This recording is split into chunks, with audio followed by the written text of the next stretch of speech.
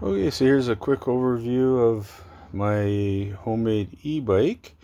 Up front here, there is the front hub motor. It's 1,000 watts.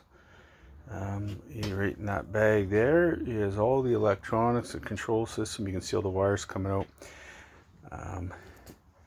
Back here's the batteries.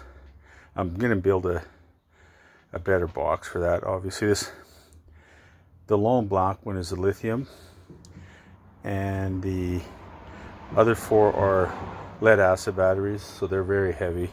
I'm eventually going to get rid of those. I ordered another lithium, and I think I'm going to mount them on this rail across here. So, but anyway, I'm kind of worried about this. I'm going to go for a bike ride, but I'm kind of worried my butt's going to hit that thing and pop it out, because that's happened the last time. So, yeah, if not, then I'll put the other battery on.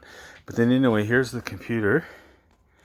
This is the controller of the computer, and inside of my brakes there's switches in here, so when you pull the brake it'll actually turn the motor off. It's actually kind of neat. So if we want to do a quick sample of this, whoops, oh come on, okay, I just brought that up off the ground.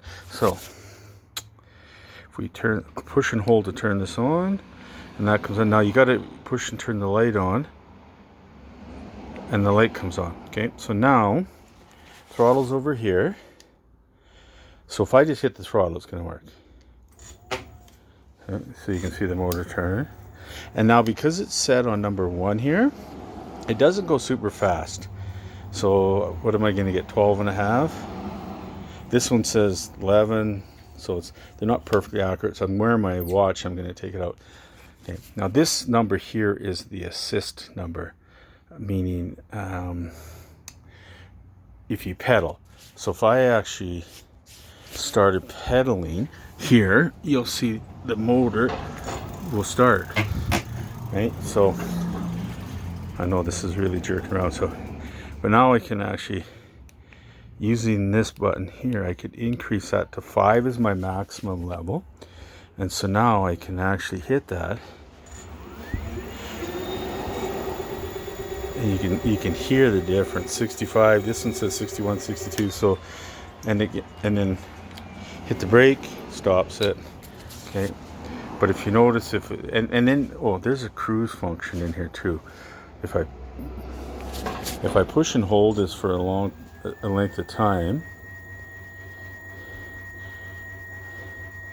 I think the cruise will kick on. Or do you have to push the button at the same time? Yeah, there. So now the cruise is on. So now I don't have to hold it. You can see no hands on there. But as soon as I hit the brake, motor stops.